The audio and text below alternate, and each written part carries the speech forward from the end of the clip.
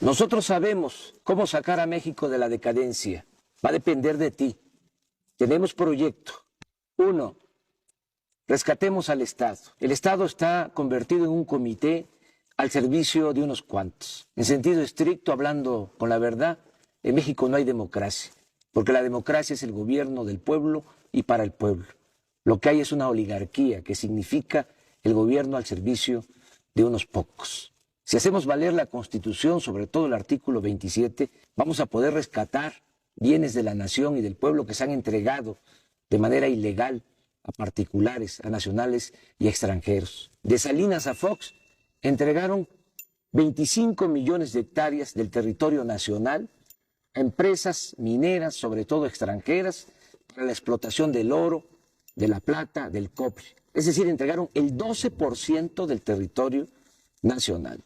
México tiene 200 millones de hectáreas. Lo que concesionaron, pues es del tamaño del estado de Chihuahua, que es el estado con más territorio en nuestro país, tiene 25 millones de hectáreas. Se llevan todas estas riquezas, no dejan beneficios, contaminan, pagan salarios de hambre. ¿Sabes cuánto pagan de impuestos las empresas mineras extranjeras?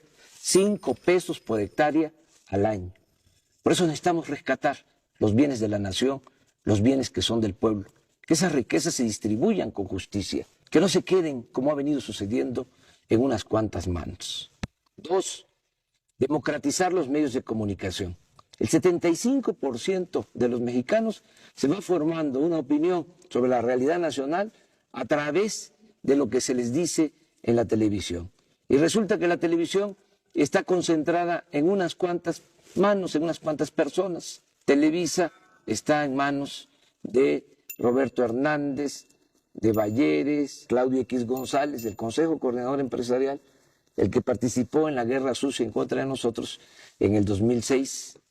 Germán Larrea, el de la Minera México. Es presidente del Consejo de Administración de Televisa, Pedro Aspe, secretario de Hacienda de Salinas, además de Azcárraga. Son los dueños de Televisa. En fin, los que tienen más poder económico son los dueños de la televisora más influyente en este país. Ellos son los que realmente mandan en el país. ¿Cómo se apoya esta oligarquía para hacer sus fechorías, para cometer todas estas atrocidades que han llevado a la destrucción a nuestro país, que llevan al empobrecimiento del pueblo? Pues se apoyan porque tienen el control de los medios de comunicación. No dominan con el ejército. La oligarquía no necesita usar la fuerza bruta. Tienen el control de los medios de comunicación, tripulan la mente, tripulan el pensamiento de millones de mexicanos. Por eso hace falta que haya competencia, democratizar los medios de comunicación para que se escuchen todas las voces y de esta manera pues se tenga un mejor criterio. Hay muchas cosas que los ciudadanos no saben. Por ejemplo, han echado a andar toda una guerra sucia desde hace bastante tiempo, desde el desafuero en contra de nosotros para desprestigiarnos. Están empeñados en destruirnos políticamente, al mismo tiempo que ahora ya están proyectando a Peña Nieto, que va a ser el candidato de Televisa a la presidencia de la República. Ya la oligarquía tiene candidato, Salinas de Gortari es el jefe de campaña de Peña Nieto y Televisa la encargada de la propaganda, al mismo tiempo que a nosotros nos están haciendo a un lado y además nos atacan un día sí y el otro también. 3. Crear una nueva economía. Ya está más que demostrado que la actual política económica no funciona. La han venido imponiendo desde hace 27 años. Claro, funciona para los potentados, funciona para la oligarquía. A ellos les ha ido muy bien. Por eso no quieren que haya un cambio en materia de política económica. Porque aunque le vaya mal al pueblo, aunque le vaya mal al país, a ellos siempre les va bien. Pero para la mayoría de los mexicanos, la política económica ha sido realmente un desastre. No ha habido crecimiento en la economía, no se han generado empleos. México se convirtió en el país del mundo que más mano de obra exporta al extranjero. La gente por necesidad tiene que abandonar el país porque aquí no hay oportunidades de trabajo. ¿A qué no sabes que el año pasado, de los 152 países del mundo, México ocupó el lugar 143 en crecimiento económico? Es decir, estuvimos entre las 9 peores economías del mundo. El año pasado también México fue el país de América con menos crecimiento económico y aunque parezca increíble, estuvimos abajo de Haití en cuanto a crecimiento económico. Y aún así no quieren cambiar la política económica. ¿Qué proponemos? Impulsar actividades productivas, crear empleos, rescatar al campo del abandono, apoyar a los productores, ejidatarios, pequeños propietarios, lograr la autosuficiencia alimentaria, también desarrollar todo el sector energético. Es un absurdo que estemos vendiendo petróleo crudo en el extranjero y estemos comprando gasolinas o otros derivados. Es como si vendiéramos naranja y compráramos jugo de naranja. Tenemos que producir aquí las gasolinas, hacer las refinerías que hacen falta, fortalecer la industria petroquímica, todo esto para generar empleos en el país. No olvidemos, si hay producción, hay empleo, hay bienestar, hay mercado, hay circulante. Somos un país fuerte, soberano. 4, combatir las prácticas monopólicas, que se cumpla lo que establece la Constitución en su artículo 28, que no haya monopolios que abusen y que den precios exagerados, que afecten a los consumidores, como sucede en el país. Hay un grupo de monopolios vinculados al poder que tienen protección y que abusan de los consumidores. Nosotros los mexicanos tenemos que pagar porque existen estos monopolios, porque no hay competencia, más por los bienes y servicios que consumimos. Pagamos 3 veces más por el cemento que lo que pagan los estadounidenses. Los mexicanos pagamos también mucho más por el teléfono, por la luz, por tarjetas de crédito, por créditos hipotecarios, por el servicio de Internet, y todo porque existen los monopolios. Y hacemos la comparación con Estados Unidos, cuando allá el salario mínimo es 10 veces superior al salario mínimo en nuestro país. No es justo que estemos pagando precios exagerados por la existencia de estos monopolios. 5, abolir los privilegios fiscales. Es una gran injusticia el que los de mero arriba no paguen impuestos o cuando los pagan se les devuelve. Ya quedó demostrado, hasta el mismo Calderón lo tuvo que reconocer, que en el 2008, por ejemplo, 400 grandes empresas, las 400 más grandes corporaciones del país, empresariales y financieras, obtuvieron ingresos por 5 billones de pesos. Estamos hablando de la mitad del Producto Interno Bruto, de la mitad de la riqueza que se generó en ese año en el país. Esto también demuestra cómo se concentra el ingreso, cómo se concentra la riqueza en unas cuantas manos, en unas cuantas corporaciones en nuestro país. ¿Cuánto pagaron de impuestos? El 1.7% de sus ingresos. Cuando un trabajador asalariado, un profesionista, un pequeño, mediano empresario, pequeño, mediano comerciante, paga hasta el 30% de impuestos sobre la renta. Que se termine con la llamada consolidación fiscal, con el hecho de que las operaciones millonarias en la bolsa de valores pues no pagan impuestos. Entonces, que se terminen con todos estos privilegios fiscales, que se cumpla lo que establece la Constitución, que los impuestos se cobren de manera progresiva, que pague más el que tiene más. Eso es justicia fiscal. 6, austeridad republicana. Le cuesta mucho al pueblo mantener al gobierno. Es un gobierno mantenido y bueno para nada. No puede haber un gobierno rico con pueblo pobre. Es mucho el dinero del presupuesto que se destina a pagar sueldos elevadísimos a los altos funcionarios públicos. Y no solo sueldos, tienen atención médica privada, cajas de ahorro, muchas prestaciones. Cuesta 1.500 millones de pesos mantener toda la flotilla de aviones y de helicópteros de los altos funcionarios públicos. No puede ser que haya sueldos de 600,000 pesos mensuales. Es un insulto. Hay que hacer un ajuste. Estamos proponiendo un plan de austeridad republicana para ahorrar 200,000 millones de pesos en el presupuesto y destinar estos fondos al desarrollo económico y a garantizar el bienestar de la gente. Juárez decía que los funcionarios tenían que aprender a vivir en la justa medianía. 7, fortalecer el sector energético. Todavía es tiempo de convertir al sector energético en palanca del desarrollo nacional, utilizar bien el petróleo, utilizar bien la industria eléctrica, todo lo que tiene que ver con el gas, que es tan importante. En el caso del petróleo, pues hay que explotarlo de manera racional. Como se han dedicado nada más a extraer petróleo para vender petróleo crudo al extranjero, ahora tenemos ya una crisis por falta de producción de petróleo.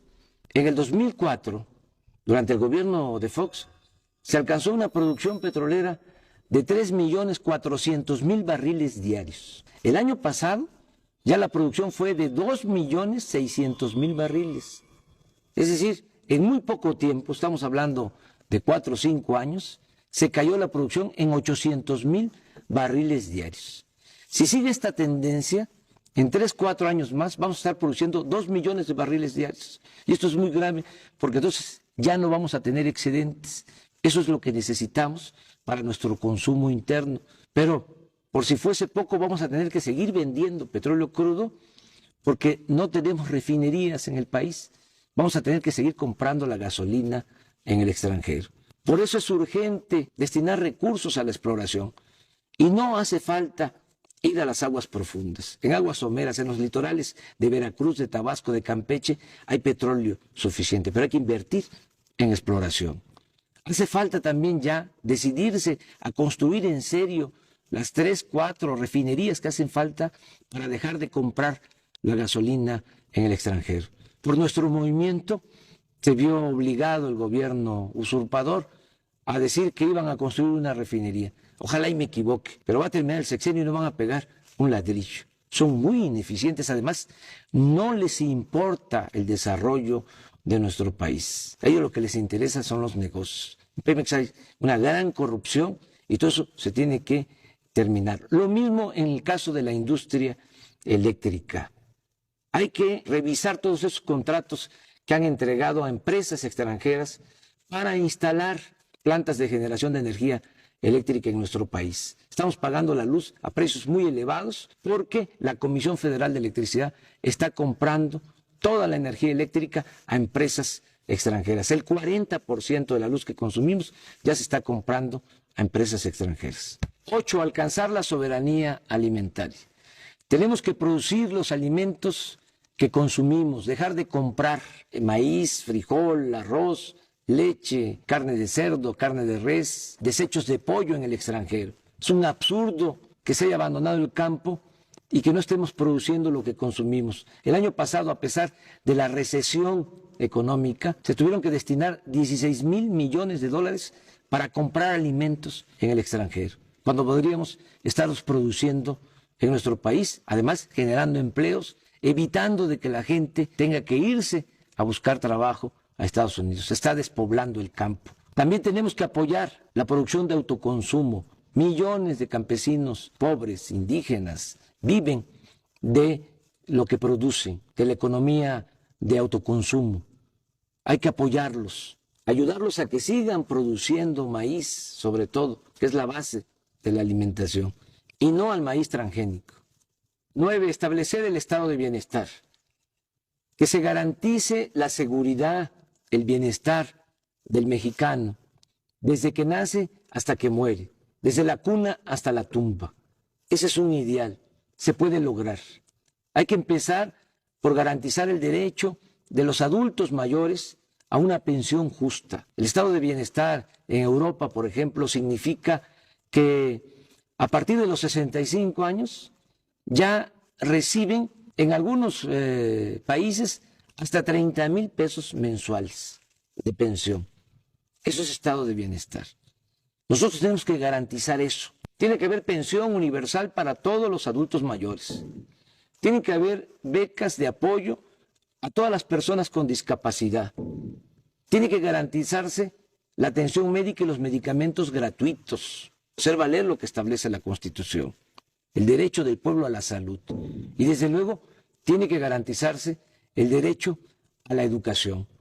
Que no se queden los jóvenes sin la posibilidad de estudiar, que no importe la condición económica, social de los padres, para que los jóvenes puedan tener acceso a la educación. No lo que ha venido sucediendo, que cada año rechazan a 300,000 jóvenes con el pretexto de que no pasan el examen de admisión en las universidades públicas, cuando la verdad es que no hay presupuesto, no hay espacio y por eso los están excluyendo. ¿Qué planteamos nosotros? Que todos los jóvenes tengan posibilidad de estudiar. 100% de inscripción en las escuelas públicas. Es mejor tener a los jóvenes estudiando que tenerlos en la calle. Ahora todo el mundo se rasga las vestiduras por esta situación de inseguridad y de violencia que desgraciadamente se está padeciendo, pero hay que entender por qué llegamos a estos extremos. En 27, 28 años no ha habido crecimiento económico, no hay empleo, sobre todo se les cerró las puertas a los jóvenes que no tienen posibilidad ni de trabajo ni de estudio. Está demostrado que no basta para enfrentar el problema de la inseguridad y de la violencia el usar al ejército, la mano dura, penas más severas. Hay que entender que la paz y la tranquilidad son frutos de la justicia. 10. Promover una nueva corriente de pensamiento, en donde lo más importante sean los valores.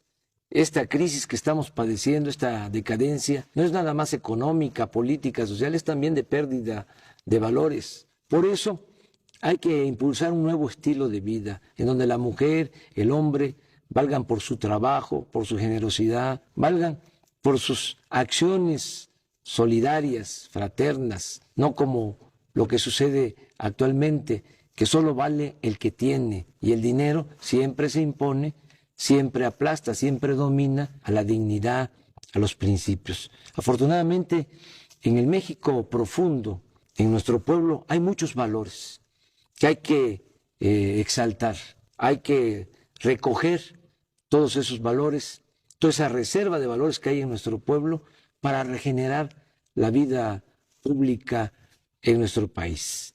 Abajo no hay odio, abajo no hay codicia. Eso tiene que ver más con lo que han venido induciendo últimamente. Y tenemos que recordar que la felicidad no es solo acumular riquezas, no solo es acumular bienes materiales. La felicidad es estar bien con uno mismo, estar bien con nuestras conciencias y sobre todo estar bien con el prójimo. A pesar de la tragedia nacional, no nos desanimemos. Si hay salidas, no caigamos en la desesperanza. Sí podemos sacar adelante a nuestro país, sí podemos sacar adelante a nuestro pueblo. Tenemos proyecto para sacar adelante a México. Depende de ti. Y recuerda, solo el pueblo puede salvar al pueblo.